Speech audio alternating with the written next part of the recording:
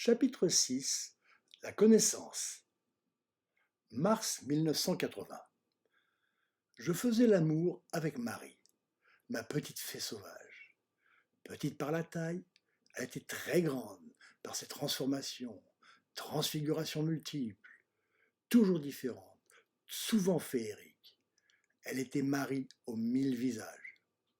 Ce jour-là ne m'avait pas particulièrement frappé, mais au moment de l'orgasme, quelque chose s'est passé d'inhabituel que j'ai pu analyser très lucidement. J'ai constaté depuis qu'à ces moments de vision interne, j'éprouve comme une impression de dédoublement. Une partie de mon être ressent et une autre observe, jusqu'au moment d'intenses émotions, quand il se produit, où ces deux parties se fondent en une seule. Ce que j'ai vu et ressenti ce jour-là ne ressemblait à rien de connu avant ni après cette expérience. Pourtant, au cours de mes pérégrinations et pendant mon passé de célibataire, j'avais eu beaucoup d'orgasmes différents, d'intensité variable, avec différentes femmes, ce dont je ne tire aucune gloire particulière, mais qui me permet de comparer. Comme je me suis aperçu que beaucoup de gens, aussi bien hommes que femmes, ne l'ont jamais éprouvé, voici ce qu'on ressent généralement. Avec la montée de la jouissance, nos sens se ferment sur le monde extérieur. On n'entend plus, on ne voit plus.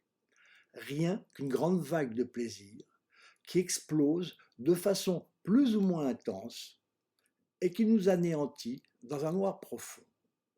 On l'appelle d'ailleurs la petite mort. Or, j'ai vu quelque chose. J'étais dans un tunnel rougeâtre, aux parois m'enserrant très agréablement, que progressivement, par à-coups successifs, je traversais. Toute ma conscience était concentrée dans un point devant moi. Par analogie, on pourrait dire que je m'étais concentré à la pointe de mon sexe et que ce tunnel s'apparentait au vagin. Le vagin étant le berceau de la vie, pourquoi ne serait-il pas aussi le retour à la source? Ceci étant, je ne ressentais pas seulement, je voyais, et bien évidemment, pas par mes yeux.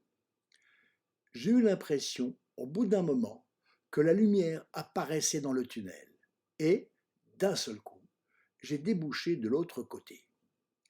C'était comme une plateforme au flanc d'une falaise, mais sans aucune réalité matérielle. Je voyais sur ma droite un immense ciel d'un bleu clair très pur, très limpide, très transparent, très... je ne sais pas. C'est un lieu commun de dire que les mots sont impuissants à décrire ce genre de vision. Le bleu devenait de plus en plus clair sur la gauche, et insensiblement, régulièrement, mon regard psychique a tourné dans cette direction. J'étais très attiré, mais en même temps un peu effrayé. Je sentais ma conscience résumée dans les deux sentiments essentiels et moteurs de l'être humain, la curiosité et la peur. Mais l'histoire du monde le prouve assez, c'est la curiosité qui l'emporte toujours. J'ai donc continué de tourner mon regard. La tension émotive devenait de plus en plus grande, constituée à la fois de la peur qui me retenait et en même temps de l'énorme curiosité qui me poussait vers ce que j'allais découvrir. C'est devenu de plus en plus clair, très pur, très transparent, et j'ai vu. J'ai vu un disque ou une sphère, une boule de lumière blanche, très lumineuse et très blanche, beaucoup plus que le soleil, qui lui est plutôt jaune. Ça n'éblouissait pas. J'ai vu. J'étais extérieur, et d'un seul coup, sans transition, j'étais fondu au centre de la lumière blanche. J'étais cette chose. Quelle émotion! Quelle sensation de plénitude, de bonheur parfait, d'amour dans le sens le plus universel, et surtout, quelle certitude! C'était Dieu, j'étais Dieu. du moins une parcelle, se fondre dans son milieu d'origine. En fait, c'est après que j'ai pensé à Dieu. Sur le moment, l'intensité de l'émotion était telle que je n'ai pensé à rien. Marie n'avait rien ressenti de particulier ou de différent des autres fois. Je vois déjà les sourires moqueurs et sceptiques de ceux qui me liront. Je ne cherche pas à convaincre qui que ce soit. Je témoigne de ce qui m'est arrivé et de ce que j'ai ressenti. Seuls ceux qui ont éprouvé ce genre d'expérience, s'il y en a, comprendront. Quand on a éprouvé, on sait. Je ne pourrais pas dire combien de temps a duré cette vision. J'étais hors du temps courant. Mais si j'ai ressenti une certaine durée avant de voir la sphère de lumière blanche, le moment où je me suis senti fondre en elle, me dissoudre en elle, a été très bref. Et je me suis anéanti comme dans un orgasme normal. Depuis cette expérience, ma vie n'a plus été la même. Il est savoureux de constater que cette première vision divine est arrivée en faisant l'amour.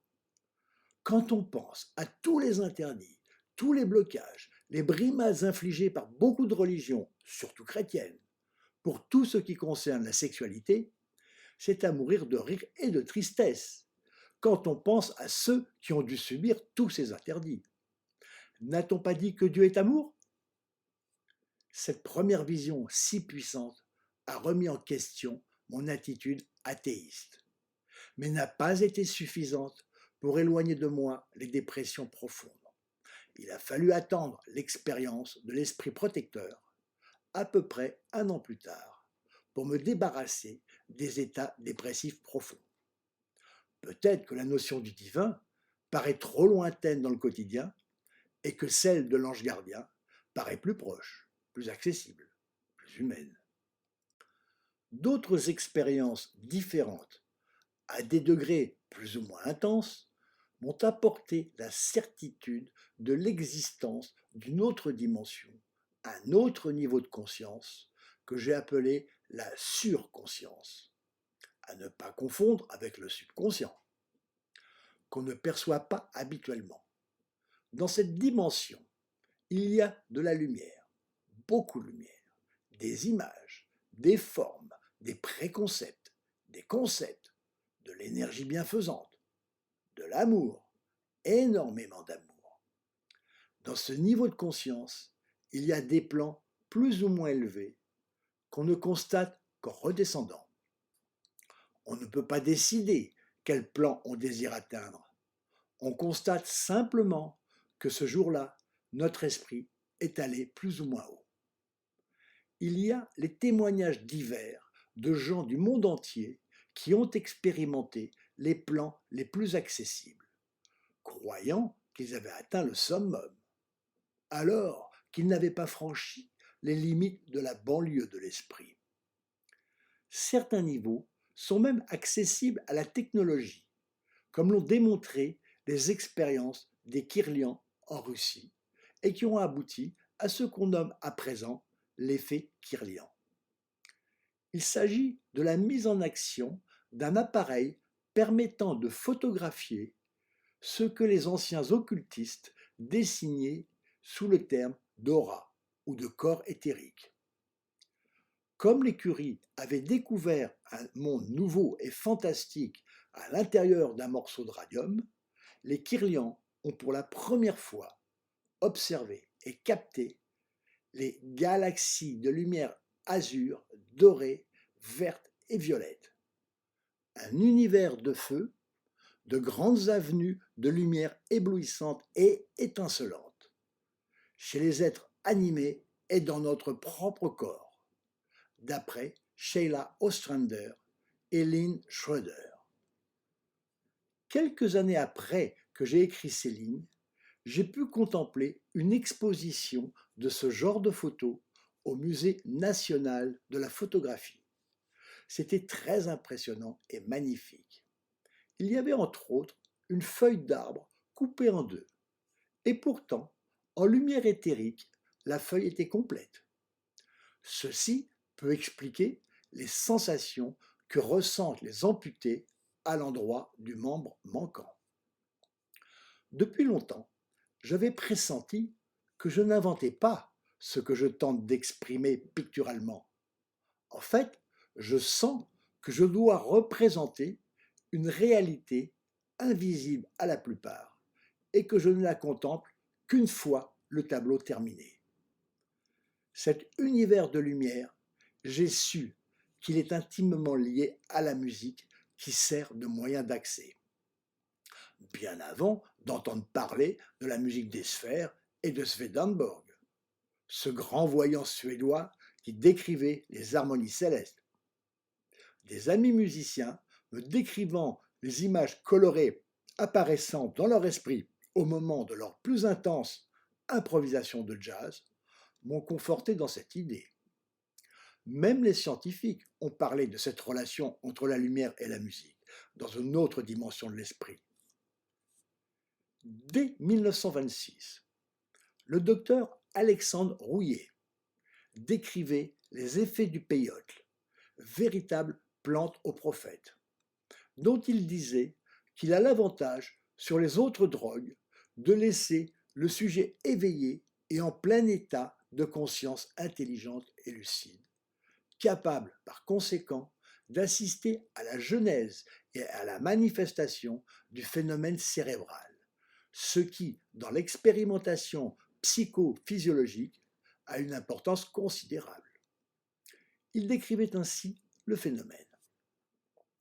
1 ou 2 heures environ après l'ingestion d'une dose suffisante de plantes, l'expérimentateur, assis ou étendu dans un endroit obscur, voit apparaître, lorsqu'il ferme les yeux, comme objectivé sur l'écran de ses paupières closes, tout un défilé de visions qui vont depuis les dessins géométriques et kaléidoscopiques jusqu'aux scènes les plus merveilleuses et les plus complexes. Les dessins, par les coloris divers dont ils sont revêtus, donnent l'impression de somptueux tapis, de mosaïques étincelantes, de dentelles très compliquées, de broderies très exquises. Ils sont en perpétuel mouvement de rotation et de translation. Les teintes de ces visions sont vives, les colorations variées, les lumières si pures et si intenses que l'expérimentateur en pousse des exclamations de surprise. Un effet presque constant du peyote est de transformer en images et en couleurs les sons musicaux et rythmés. Fait plus curieux encore, un expérimentateur put traduire en vision exacte diverses œuvres de Schumann qui lui étaient jouées et qu'il ne connaissait pas au préalable. Vous ne vous étonnerez plus, après ce que je viens de vous résumer si imparfaitement et avec tant de lacunes sur l'action de ce cactus, que certaines tribus indiennes n'aient pas hésité à faire de lui l'incarnation du dieu du feu et de la lumière. Il m'a fallu longtemps pour réutiliser le vocable de Dieu autrement que dans des interjections du genre nom de Dieu ou sacré mon Dieu de bonsoir, tant il était pour moi entaché par le dogme des églises et par l'histoire. Mais qu'on l'appelle le Créateur, la lumière, l'énergie infinie, la force, le grand architecte de l'univers, ou l'un de ces nombreux noms antiques, c'est la même chose. Il existe. J'en suis pénétré à présent, du moins à certains moments, surtout le soir. À d'autres, principalement le matin et en milieu de journée, je m'interroge, je doute. Si ce n'était qu'un simple effet du cerveau, mais alors, que serait-ce d'autre? Je ne peux rien imaginer autre que Dieu. Beaucoup l'appellent le Seigneur. Mais à notre époque, ce ne sont plus les seigneurs qui dirigent le monde, mais les patrons. Je l'appelle donc le patron. Après tout, c'est pour lui que je travaille. En fait, je plaisante, car en vérité, j'évite de lui donner un nom, car quel qu'il soit, il est trop réducteur. J'avais rencontré François début octobre 1980. Il m'avait été présenté par un bon copain, Joël, qui pensait que nous avions des centres d'intérêt communs. Il a eu raison. François était un grand garçon dégingandé, d'allure un peu chétive, portant lunettes, le type de l'intellectuel. D'origine suisse, il séjournait en France depuis quelques mois. Il s'intéressa vivement à mes réalisations, ayant compris d'emblée la signification spirituelle profonde. Il avait une très grande mémoire et avait lu de nombreux ouvrages de portée spirituelle. C'est avec lui que j'ai recherché la relation des nombres dans la phrase de Mu avec la Kabbale, la numérologie et le tarot. Quand je lui ai fait part de ma première vision, il m'a dit qu'il appartenait à un mouvement spirituel s'appelant la Mission de la Lumière Divine, une secte très importante, comportant des centaines de milliers de membres de par le monde, venus de l'Inde, dont le gourou, assez jeune, s'appelait Maharaji. Il aurait été le gourou des Beatles. Il me parla alors de la connaissance et me donna des explications assez floues sur ce qu'était cette fameuse connaissance.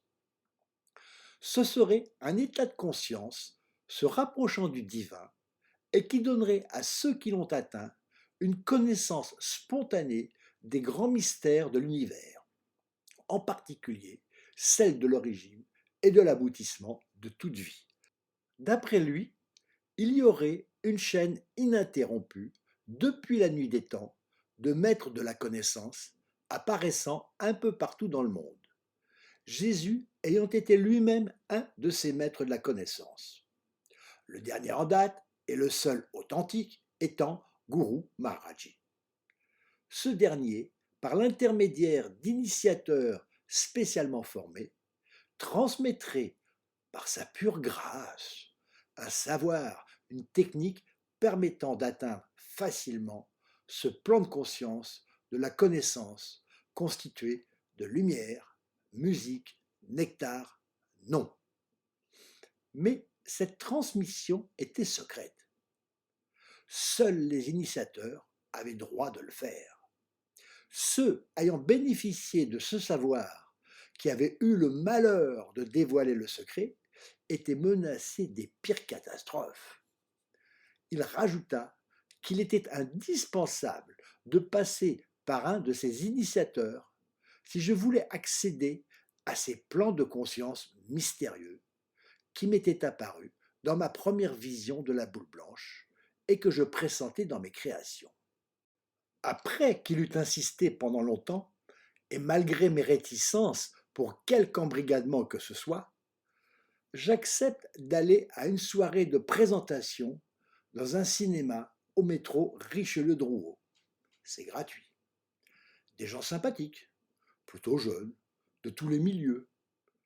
Sur scène, une jeune femme, un jeune homme, puis d'autres se succèdent pour nous raconter leur expérience de la connaissance. Comment leur vie en a été changée, comme c'est merveilleux. Avec mon esprit critique et restant sur la réserve, je remarque que leurs histoires se ressemblent beaucoup, obéissent à la même construction, paraissent apprises par cœur et ne révèlent rien sur le contenu de cette fameuse connaissance. Ceux qui veulent en savoir plus doivent se rendre dans un de leurs centres, un appartement du 6e arrondissement. Toujours sur l'insistance de François, je m'y rends pour rencontrer un de ses initiateurs.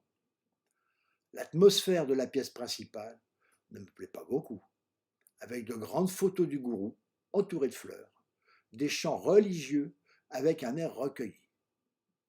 Dans leur discours d'introduction, ils utilisent une sorte de charabia avec entre autres faire service, ce qui voulait dire un travail pour la communauté gratuitement, commençant par le plus bas de l'échelle, passer l'aspirateur. On ne tient pas compte de vos capacités.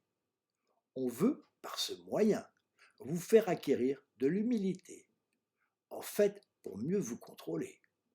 Ça me plaît de moins en moins. François me présente à l'initiateur qui, après avoir parlé un moment, me refuse l'initiation. Au fond de moi, je suis soulagé. 27 octobre 1981, jour de mon anniversaire. Mon cadeau. Je découvre le plan du couloir de l'infini, qui sera la base de mes découvertes ultérieures.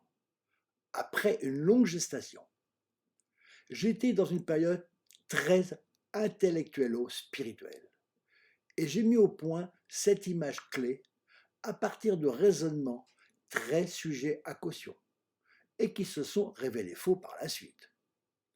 On sait que beaucoup de découvertes ont été réalisées par accident ou à partir de calculs erronés. C'est à cette période que j'ai découvert les relations particulières reliant la musique, la lumière et l'électronique, dont l'aboutissement extrême était le spectacle le plus captivant produit par une image unique qui deviendra la porte de lumière dans l'extasium. J'ai essayé de coucher sur le papier cette relation particulière, mais je n'ai jamais réussi à formuler clairement ce que je pressentais. Elle restera donc purement intuitive. Puis, il y a eu les visions de lignes, cercles, carrés, que j'ai relatées dans le premier chapitre. Et je sentais de moins en moins la nécessité de cette initiation. Pourtant, j'accepte, devant l'insistance de François, d'essayer une deuxième fois. Même chose, cet initiateur me refuse encore une fois l'initiation. Et encore une fois, j'en suis soulagé, sentant de plus en plus au fond de moi qu'un plus grand destin m'attend et que je n'ai pas besoin de ce que je commence à percevoir comme une gaminerie. D'autres visions, de moindre importance, m'apparaissent. À chaque fois, je crois qu'il s'agit d'une partie du tableau que je recherche. Mais quand je tente de les matérialiser et de les intégrer à la composition picturale, ça ne marche pas toujours. Et surtout, je n'arrive pas à les positionner l'une par rapport à l'autre. Au fur et à mesure du temps, j'ai pu distinguer plusieurs sortes de visions. Celles concernant directement le tableau et celles ne le concernant pas. Et dans ces dernières, il y a les ordinaires, qu'on rencontre fréquemment, qui sont sereines, les explosives comme un orgasme lumineux, et les très grandes, celles de l'autre côté du mur de la vie. Courant 1982, je sens grandir de plus en plus cette force spirituelle en moi. Et quand François insiste encore pour cette initiation, je me dis que par humilité et pour ne rien négliger, je dois encore essayer. À cette troisième tentative, l'initiateur est très perturbé. Il veut bien me transmettre cette connaissance. François a beaucoup argumenté, ressortant les phrases dites par Maharaji, qui sont très convaincantes. Mais il ressent une force, comme un mur invisible, qui l'oblige à me dire non encore une fois. Si François en est très affecté, je me sens libéré, sentant que je n'ai pas besoin de cet enseignement pour débutants. Pendant cette période, ma vie amoureuse est devenue mouvementée. Avec Marie, si on se voit encore, notre relation est complètement sur le déclin. J'ai donc cherché ailleurs quelques aventures plus ou moins éphémères en alternance. J'avais constaté une attirance réciproque dans le regard avec les Vietnamiennes, depuis les petites filles jusqu'aux grand-mères très âgées. Je me suis donc un peu spécialisé avec ces charmantes femmes fleurs. J'ai connu Tinga, d'autres, Marie-Anne, qui s'est révélée dérangée du cerveau et que j'ai dû repousser, surtout depuis qu'elle avait essayé de m'envoûter en me jetant un sort. Elle m'a relancé plus de 20 ans après. Comme j'avais finalement accepté de la voir pour rompre la solitude dans laquelle je me retrouvais, Son premier mot quand j'ai ouvert la porte: «Oh, t'es vieux!» Quelques liaisons avec la gentille Molly, laotienne, Misao, japonaise, Chanda, Sina, Jeannette, Sylvie, une très belle cambodgienne que je voyais de loin en loin. Quelques liaisons éphémères, plus colorées, montrant mon éclectisme et mon goût pour la beauté exotique, avec Véronique et Nadine, d'origine africaine. Et surtout, il y a eu Michiko, une splendide styliste japonaise, très créative. Elle crée des vêtements en maille très élégants, avec toujours une petite touche discrète, très érotique. Nous avons eu des relations assez prolongées, qui sur la fin sont devenues étranges. Certains jours, elle m'attirait comme un aimant. Quand je dormais avec elle, il suffisait que je la touche dans le sommeil pour qu'immédiatement l'envie de lui faire l'amour me prenne. D'autres jours, au contraire, elle me révulsait, comme un aimant qu'on aurait retourné. Ne pouvant pas l'abandonner simplement, après lui avoir expliqué ce phénomène qui rendait nos relations très inconfortables, je l'ai présenté à un copain promoteur immobilier fortuné. Il avait vécu longtemps avec une japonaise et il a pu lui donner une vie matérielle que, de toute façon, je ne pouvais pas lui offrir. Il y a eu la parenthèse Choco, une grande musicienne, de mère en fille, qui a eu la gentillesse d'emporter son koto chez une de mes amies à la campagne et nous donner un concert privé exceptionnel. Elle ne restait que peu de temps à Paris et notre relation ne pouvait qu'être sans lendemain. D'ailleurs, c'était souvent le cas. Fréquemment, les femmes qui me plaisaient, d'origines étrangères, souvent exotiques, n'étaient que de passage à Paris. C'est une des raisons qui explique que j'en ai rencontré beaucoup. Fin novembre 1981. Dans le métro, je regarde une charmante japonaise. Elle me regarde. On descend à la même station République. Rouge à lèvres, rouge à ongles, mini-jupe et bottines blanches texanes à franges. Elle est craquante. Elle travaille à côté du jardin du Temple, à 5 minutes à pied de chez moi. Elle aussi est styliste, assistante de Jean-Paul Gaultier. Elle s'appelle Fumi, un prénom rare. Comme elle est mariée à un Français dont elle a 2 enfants, elle a la double nationalité, française et japonaise, ce qui ne se fait plus. Elle habite dans la grande banlieue et est en instance de divorce. Pendant plusieurs mois, mon cœur balance entre elle et Michiko. Elles sont toutes les deux stylistes. Toutes les deux sont maquillées de rouge.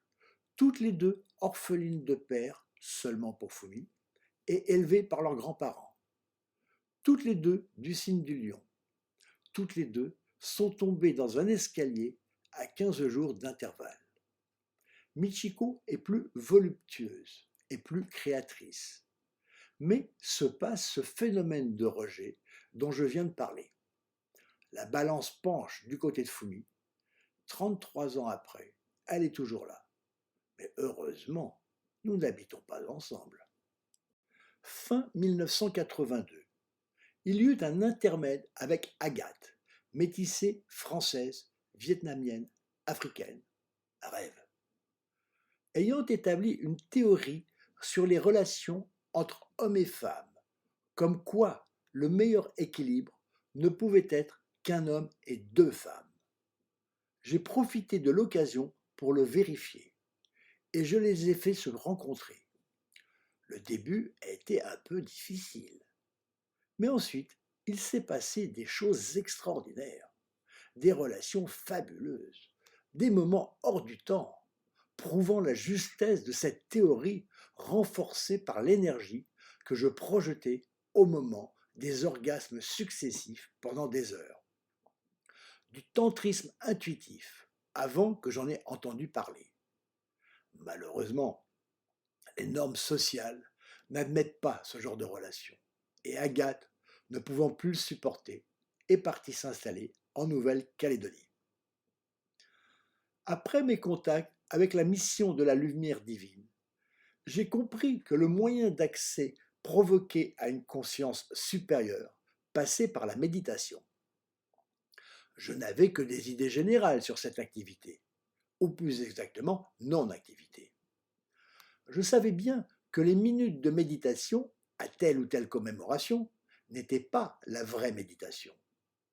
Ma période hippie, avec la vogue de l'hindouisme et du bouddhisme, m'avait un peu informé, mais c'était insuffisant. Alors, je posais des questions à François. Si j'étais sur la bonne voie, il ne pouvait pas dire non.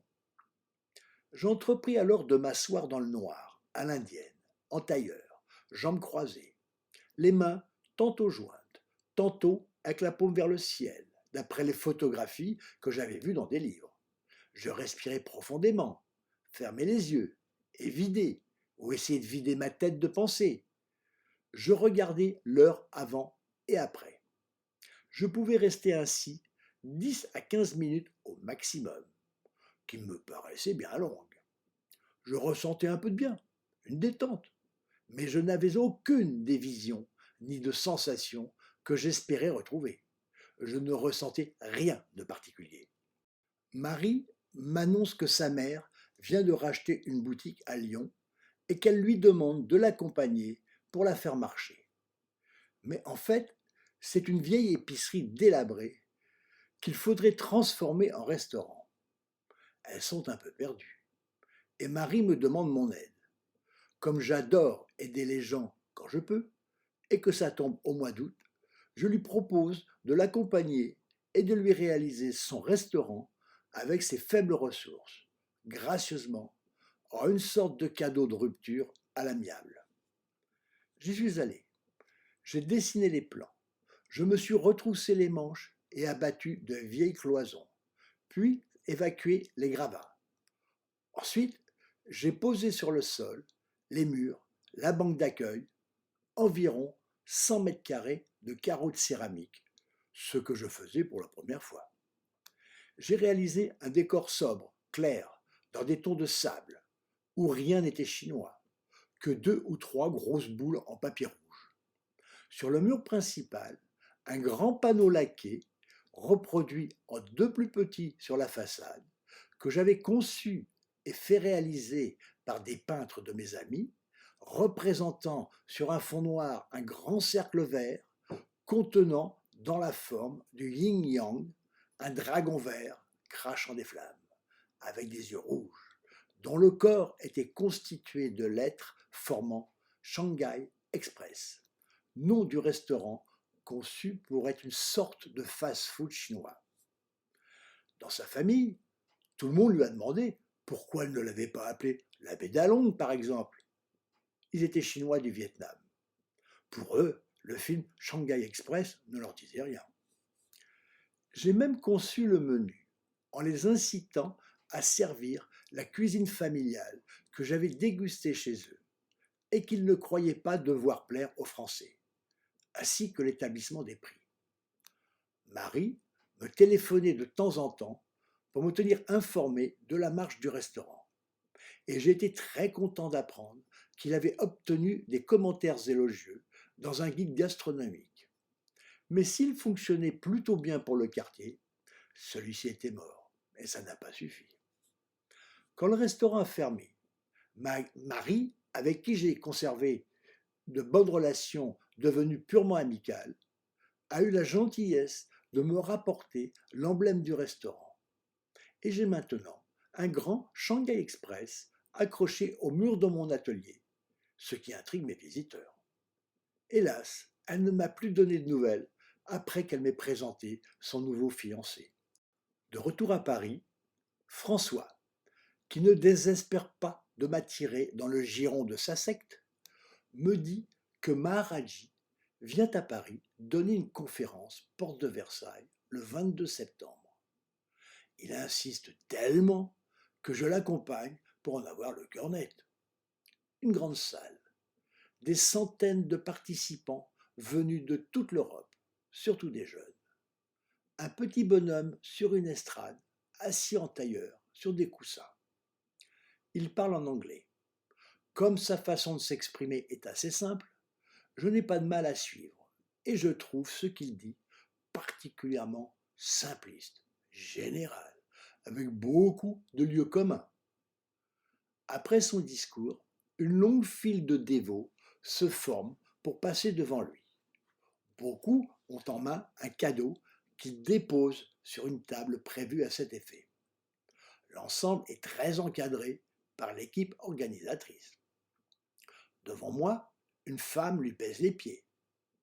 Avec ce qui m'arrive depuis des mois, ce que je ressens et ses contacts avec un autre monde, je me dis que si ce gourou est vraiment sérieux, s'il a véritablement des capacités de perception aussi extraordinaires, il devrait se passer quelque chose, même infime, quand je m'arrêterai devant lui. Je passe. Rien ne se passe. En sortant, quand j'évoque le côté simpliste et même puéril du discours à François et ses copains, ils me disent tous que c'est symbolique, que ça veut dire quelque chose de plus élevé. Bon, s'ils le disent. Cependant, je leur fais remarquer qu'il a une piscine en lapis-lazuli à ce qu'on dit et des Rolls-Royce pour ses déplacements. Eux qui n'ont rien, des pauvres gens, ça ne les dérange pas. Moi, si. 2 octobre 1982. Je pars en Suisse, près de Lausanne, dans une Syrie désaffectée, en pleine campagne, habitée par une équipe fort sympathique de gens de cette secte. Là encore, je pose des questions, je cerne la solution. Ils ne peuvent pas me dire non si je m'approche de leur truc. Car finalement, je le saurai plus tard, ce n'est qu'un truc. C'est vrai, ils atteignent un plan de conscience différent du quotidien, mais quand même pas très élevé. Ils n'ont jamais eu de vision comme les miennes et sont interloqués quand je leur en parle. La fameuse musique dont ils parlent ressemble beaucoup, en beaucoup plus doux et impalpable, à ce qu'en électronique on appelle un bruit rose. Et il semble probable qu'il s'agisse du bruit résiduel du cerveau ou des oreilles quand on est plongé dans un silence profond. En tout cas, dans mes grandes visions et voyages de l'autre côté, il n'y avait qu'un silence non identifiable. En retrouvant un dessin que François m'avait posté sur ce qu'ils appellent la lumière, j'ai retrouvé le fameux anneau que j'ai évoqué dans mes premières visions. Bien sûr, on ne le voit pas tout le temps quand on plonge dans la conscience, mais c'est quand même l'image la plus fréquente, la plus accessible, presque quotidienne pour ce qui me concerne, avec des variations de couleurs et des formes qui l'accompagnent. Quant au maître de la connaissance, soi-disant unique, j'ai découvert au moins une bonne dizaine le revendiquant, et les connaissances qu'elle apporte sont quand même assez limitées. 10 novembre 1982. Me vient l'idée de ne pas m'asseoir en tailleur, mais sur le bras de mon canapé à l'égyptienne, les mains reposant à plat sur les genoux, les pieds bien à plat sur le sol, comme on le voit sur les statues de l'Égypte antique. Je suis dans le noir. D'un seul coup, une flamme blanche, avec des bords découpés comme de la dentelle et bleutée, me rentre par la tête. Elle entre dans mon corps, qu'elle fouille en se tortillant dans tous les sens, comme pour me nettoyer, me purifier. C'est la première fois que je ressens mon corps non comme un assemblage de poumons, cœur, rate, foie, intestin, mais comme un grand sac contenant ma conscience. Je me tords dans tous les sens, et j'ai la bouche ouverte comme pour hurler, comme si j'étais torturé. Mais tout se passe en silence, et je ne me tords que par plaisir, pour mieux m'offrir au passage de la flamme. Le phénomène dure un temps impossible à évoluer, et quand c'est terminé, je suis dans la béatitude, empli d'un sentiment nouveau. J'ai reçu l'énergie, et je dois la transmettre au monde entier. Le lendemain, je reçois Irène. Elle fut la première personne à qui je la transmis. Plus tard, j'établirai la comparaison avec les apôtres qui reçurent le Saint-Esprit, qu'on représente par une flamme, généralement blanche, au bord bleuté parfois, et qui ensuite éprouvèrent le besoin d'évangéliser le monde entier. En quelques mois, j'étais passé sans aucun effort, sans enseignement particulier, sans que je l'aie recherché, de l'apprenti assoiffé d'apprendre, à un palier où j'étais capable de me rendre compte du niveau relatif atteint par les différents gourous ou maîtres spirituels que je rencontrais ou découvrais dans des livres qui m'arrivaient dans les mains sans que je les ai demandés. Je dois être quelqu'un de particulier. En tout cas, la question que je me posais quand ces phénomènes ont débuté, qui suis-je? Avant de continuer de décrire les événements extraordinaires que j'ai vécus, je pense qu'il serait bon que j'achève de raconter ce qu'a été ma vie depuis mon enfance. Je ne crois pas avoir le profil type, tel qu'on l'imagine, de quelqu'un porteur d'un message d'un autre monde, d'un envoyé porteur d'espoir, ce qui prouve que tout peut arriver sur cette terre.